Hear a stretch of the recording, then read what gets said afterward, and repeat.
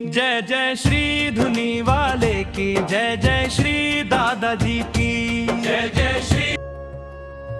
आज के इस एक्सप्लेनर में हम एक ऐसे विषय पर बात करने वाले हैं जो बहुत ही गहरा, रहस्यमय और हमारे लिए अत्यंत पवित्र है, नर्मदा नदी। लेकिन सुनिए, अगर आप इसे सिर्फ एक नदी या पानी के एक स्रोत के रूप में देख रहे हैं तो ये एक बहुत बड़ी भूल होगी।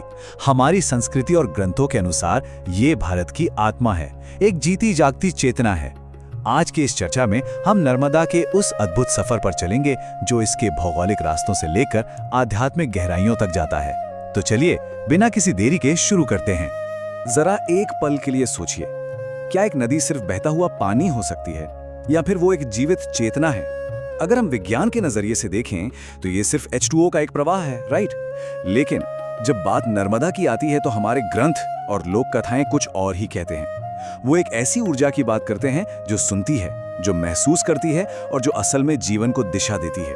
और यही सवाल आज के हमारे इस पूरे सफर का बेस बनेगा। आपको पता है, इसके नाम में ही इसका पूरा रहस्य छिपा है। संस्कृत में नर्मदा का सीधा सा मतलब है आनंद देने वाली। ग्रंथों की माने तो इसका मूल उद्देश्य ही यही है।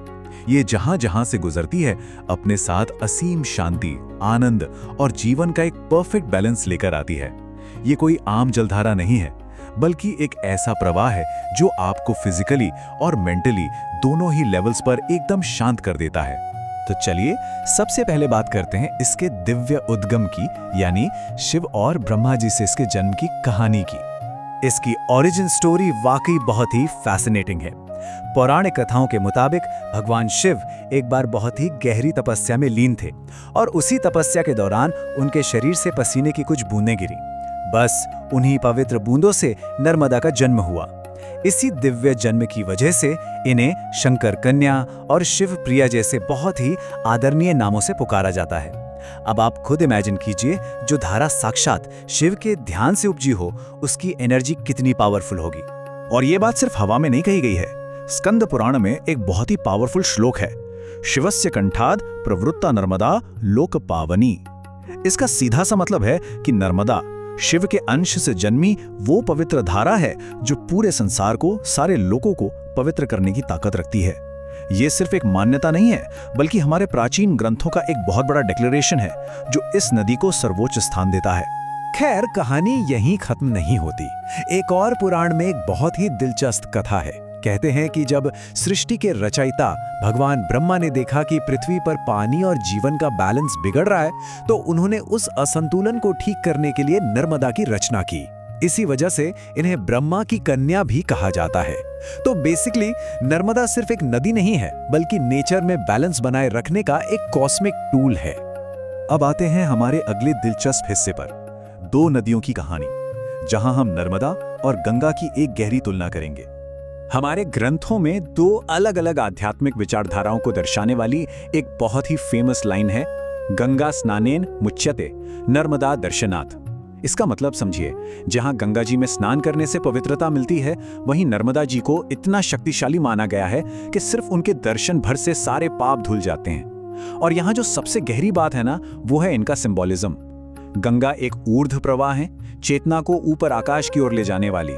लेकिन नर्मदा एक अधोमुखी नदी है। ये जमीन के भीतर की ओर बहती हैं, जो हमारे खुद के अंदर, हमारी आत्मा की गहराइयों में उतरने का प्रतीक है। ये बहा की नहीं, बल्कि पूरी तरह से भीतर की यात्रा है। चलिए अब इस रहस्यमयी नदी की भौतिक यात्रा पर नजर डालते हैं। पर्वत से लेकर सागर तक का इसका सफर कैसा रहता है? अगर हम इसे मैप पर देखें तो ये पवित्र धारा मध्य प्रदेश के बिल्कुल दिल से, अमरकंटक से निकलती है। एग्जैक्ट जगह की बात करें तो वो है त्रिपुर सुंदरी पर्वत। ये पूरा इलाका घने जंगलों और पहाड़ों से घिरा है, जो इस नदी को एकदम शुरुआत से ही एक बहुत ही शांत और पीसफुल वाइब देता है। और यहाँ से शुरू होती है एक बहुत बहुत लंबी यात्रा, 1312 किलोमीटर। ये कोई छोटी मोटी दूरी नहीं है। अमरकंटक से निकलकर पहाड़ों, घाटियों और घने जंगलों को चीरते हुए ये गुजरात के भरूच तक जाती है और फाइनली अरब सागर की विशालता में जाकर मिल जाती है, बिल्कुल किसी एपिक जर्नी की तरह। लेकिन रुकिए, यहाँ एक बहुत बड़ा ट्विस्ट है जो इसकी भौगोलिक यात्रा को सबसे अलग बनाता है। भारत की ज्यादातर प्रमुख नदियां पश्चिम से पूर्व की ओर बहकर बंगाल की खाड़ी में गिरती हैं, राइट? पर नर्मदा एक रेयर ज्योग्राफिकल अजूबा है। ये लगातार पूर्व से पश्चिम की ओर बहती है। रिफ्ट वैली से होकर गुजरने वाला ये उल्टा प्रवाह ही शायद उस रहस्य का सबसे बड़ा सबूत है जिसकी हम शुरुआत से बात कर रहे हैं। ये हमेशा धारा के विपरीत अपनी ही धुन में बहने वाली एक अलग चेतना है। अब हम पहुंच गए हैं अपने आखिरी और सबसे खास पड़ाव पर, आध्यात्मिक चरमोत्कर्ष यानी नर्मदा परिक्रमा की वो गहरी आंतरिक यात्रा। देखिए, नर्मदा परिक्रमा को कोई नॉर्मल ट्रैकिंग या टूरिस्ट ट्रिप समझने की गलती बिल्कुल मत कीजिएगा। जो लोग इस रास्ते पर चलते हैं उनके लिए ये सिर्फ नदी के दोनों किनारों का चक्कर लगाना नहीं है। ये दरअसल हमारी अपनी लाइफ की जर्नी का एक माइक्रो वर्जन है। जैसे नदी मुश्किलों और घाटियों से गुजरते हुए अंत में सागर में मिल जाती है, वैसे ही एक इंसान तमाम संघर्षों को पार करते हुए अल्टीमेटली मोक्ष या परम मुक्ति की ओर बढ़ता है। ये पूरी तरह से एक आंतरिक यात्रा है। और सच बताऊं तो ये अंदर की यात्रा बिल्कुल भी आसान नहीं है। परिक्रमा आपकी फिजिकल स्ट्रेंथ से कहीं ज्यादा आपकी मेंटल और स्पिरिचुअल स्ट्रेंथ का टेस्ट लेती है। इसमें क्या क्या चाहिए? मौन, ताकि आपके अंदर का शोर शांत हो सके, अपनी इंद्रियों पर पूरा संयम, हर एक कदम पर अटूट श्रद्धा। आपको अपने अहंकार की सारी परतों को उतारकर उसी बहते पानी में बहाना पड़ता है और अपनी सारी तामसिक या नेगेटिव आदतों को पीछे छोड़ना पड़ता है। इस सफर में शरीर से ज्यादा आपका मन थकता है और असल में मन की ही सबसे बड़ी सफाई होती है।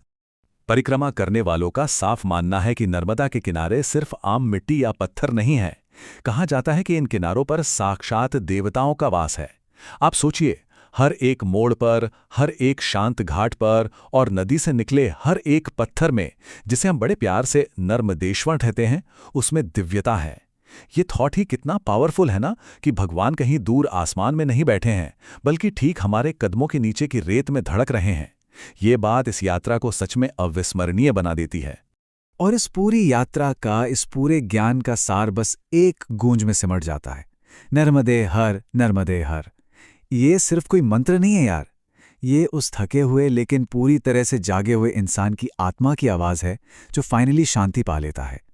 इसका मतलब है, हे नर्मदा, हमारे सारे दुखों को हर लें। तो अंत में एक बड़ा सवाल यही उठता है, जब हम नेचर के इतने करीब जाते हैं, अपने सारे मुखौटे उतार देते हैं, तो क्या हम सच में एक नदी को खोज रहे होते हैं या फिर खुद को? इसी गहरे विचार के साथ आज का ये एक्सप्लेनर हम यहीं खत्म करते हैं। हमारे साथ इस सफर में जुड़ने के लिए बहुत बहुत शुक्रिया।